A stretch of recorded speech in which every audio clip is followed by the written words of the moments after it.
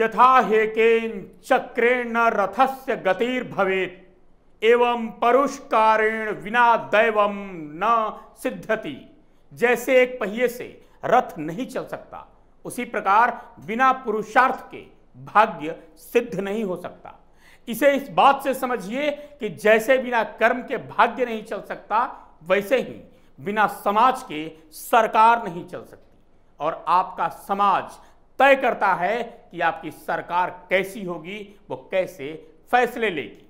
आज ये श्लोक मैं उत्तर प्रदेश की जनता के लिए कह रहा हूं। नमस्तुभ्यम। आप देख रहे हैं कैपिटल टीवी। मैं हूं आपके साथ अरुण कुमार। हमारा खास कार्यक्रम थर्ड आई देख रहे हैं आप। उत्तर प्रदेश के मुख्यमंत्री योगी आदित्यनाथ ने श्री राम नगरी अयोध्या के मंदिर, मठ और अन्य धार्मिक स्थलों से ली जाने वाली व्यवसायिक कर यानी कमर्शियल टैक्स पर रोक लगा दिया है। स्थानीय नगर निगम को इनसे लाखों रुपए टैक्स के रूप में मिलते थे। मुख्यमंत्री योगी ने राज्य के दोबारा मुख्यमंत्री बनने के बाद पहली बार अयोध्या पहुंचे। इस दौरान मंडल की समीक्षा बैठक में उन्होंने ये आदेश पारित किया। दरअसल अखिलेश यादव के सरकार में नगरपालिका ने मंदिरों और मठों को कमर्शियलाइज टैक्स के अंदर ला दिया। उसके बाद मंदिरों से प्रति माह 1 से 3 लाख रुपए टैक्स वसूले जाने लगे।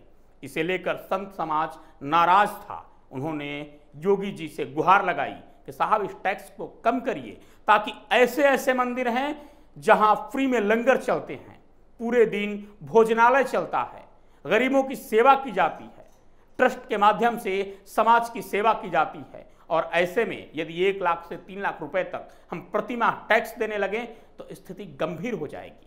चढ़ावे पर बहुत बड़ा असर पड़ता है। हम अपने समाज का विकास नहीं कर पाएंगे।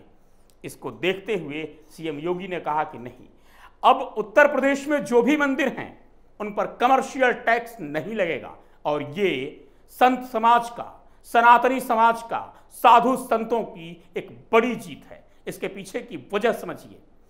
कई बार इस पर लेकर विवाद हुआ, बातचीत हुई, डिबेट हुए, लेकिन कोई भी मुख्यमंत्री, कोई भी सरकार ये हिम्मत नहीं जुटा पाई कि मंदिरों से, मठों से टैक्स की राशि को कम किया जाए या उन्हें कमर्शियल टैक्स के दायरे में न लाकर साधारण टैक्स के दायरे में रखा जाए।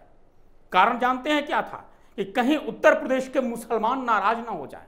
ये बहुत बड़ा कारण था। लेकिन अब बाबा हैं और सीधे तौर पर इन्होंने संदेश दे दिया कि यहां संत समाज की जीत होगी।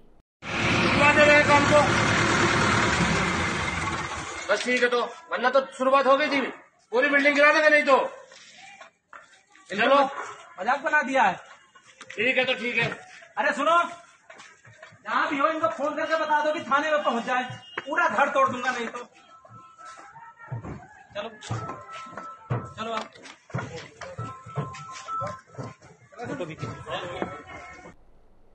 सनातनी समाज आगे बढ़ेगा और ये एक बड़ा संदेश है उत्तर प्रदेश के लिए और देश के लिए। इसीलिए मैंने पहले ही कहा कि साहब, आप जैसा समाज बनाएंगे वैसी आपकी सरकार बनेगी। और मैं बधाई देना चाहता हूं उत्तर प्रदेश के लोगों को, देश के सनातनियों को और देश के संत समाज को, जिन्होंने इस फैसले में अपना योगदान निभाया, भूमिका निभाई। सीएम योगी को दोबारा सीएम बनाया, वो भी पूर्ण बहुमत से। और उसका परिणाम ये रहा कि आज आपके मंदिर, आपके मठ टैक्स की उस राशि से बाहर कर दिए गए। क्या आपको पता है कि इस नियम के बनने के बाद, सीएम योगी के इस आदेश के बाद कितने मंदिरों को फायदा होगा? 10,000 मंदिर ऐसे हैं जो कमर्शियल टैक्स के दायरे में आते हैं। और इन मंदिरों को कमर्शियल टैक्स से बाहर करके सीएम योगी ने एक बड़ी माइलस्टोन सेट कर दी है। इसका प्रभाव पड़ेगा अन्य राज्यों पर। अन्य राज्यों में हो या न हो, लेकिन उत्तर प्रदेश में प्रयागराज, अयोध्या, काशी, मथुरा, वृंदावन, आप गाजीपुर से लेकर गाजियाबाद तक आते हैं तो कई मंदिर हैं जिस पर कई तरह के टैक्स लगाए जाते हैं। टैक्स के बोझ से ये मंदिर दबे हुए हैं। हमें सिर्फ चढ़ावा पर नजर होती है, लेकिन इन टैक्स के बारे में जानकारी नहीं होती और ये टैक्स भारी भरकम होते हैं। लेकिन अब सीएम योगी ने इस टैक्स की राशि को, इस टैक्स के बोझ को उन पुजारियों से, संत समाज से, साधु से, मंदिरों से हटा दिया है। अब बात करते हैं जरा दूसरी खबर की। इंडियन इंस्टीट्यूट ऑफ मैनेजमेंट यानी IIM अहमदाबाद एक बार फिर सुर्खियों में है। MBA कोर्स को लेकर सरकार से टकराव के बाद अब संस्थान अपने लोगों में बदलाव को लेकर चर्चा में है। खबरों के मुताबिक संस्थान के नए लोगों से अहमदाबाद की सीदी सैयद मस्जिद के जाली की तस्वीर और IIM अहमदाबाद अपने लोगों को लेकर एक बार फिर विवादों में है। अहमदाबाद की सीदी सैयद मस्जिद के जाली की तस्वीर और संस्कृत के श्लोक विद्या विनियोगा द्विविकाशः, इस श्लोक को हटाए जाने की चर्चा हो रही थी, जिसे लेकर बवाल हो गया। संस्थान के ही 45 सदस्य इसके विरोध में खड़े हो गए और उनका कहना था कि संस्कृत का स्लोगन इसके लोगों से नहीं हटेगा। इसे लेकर डिबेट हुए, तमाम तरह की चर्चा की गई, आपस में कई तरह की बातें कही गई, दो गुट बन गए पूरे IIM अहमदाबाद में। लेकिन फाइनली जीत जानते हैं किसकी हुई? संस्कृत की। संस्कृत के श्लोक को इसके लोगों से नहीं हटाया जाएगा।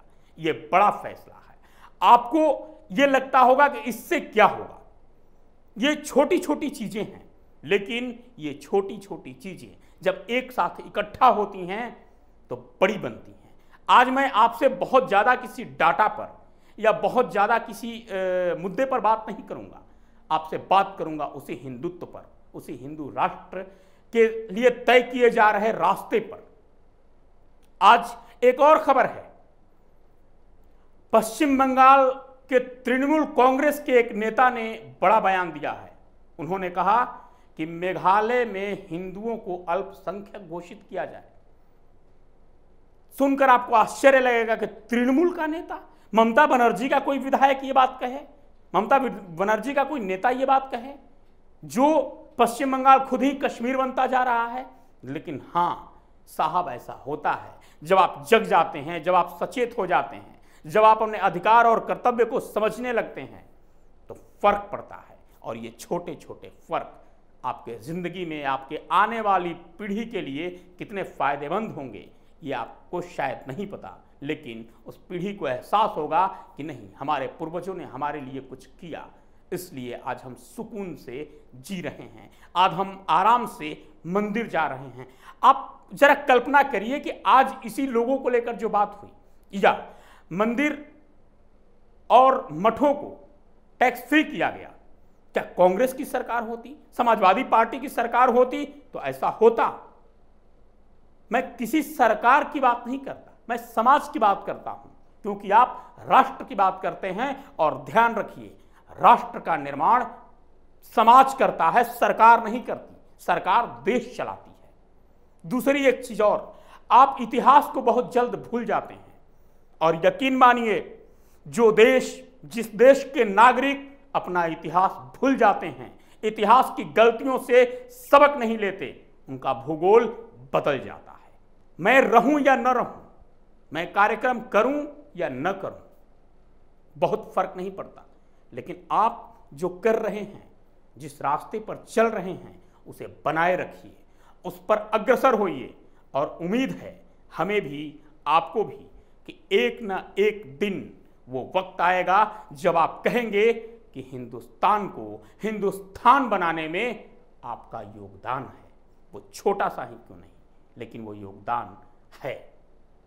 आज के थर्ड आई में इतना ही। विदा।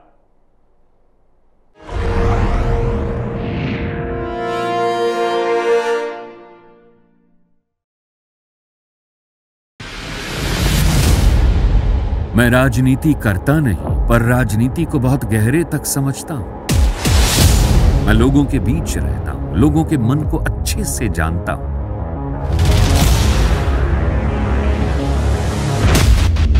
पब्लिक और पॉलिटिक्स की हर नब्ज को खूब पहचानता हूं। संघर्ष की सियासत से सत्ता के सिंहासन तक मैं हर खबर से खरा सच निकालता हूं। ना कोई दौड़, ना कोई race. Capital T, Uttar Pradesh.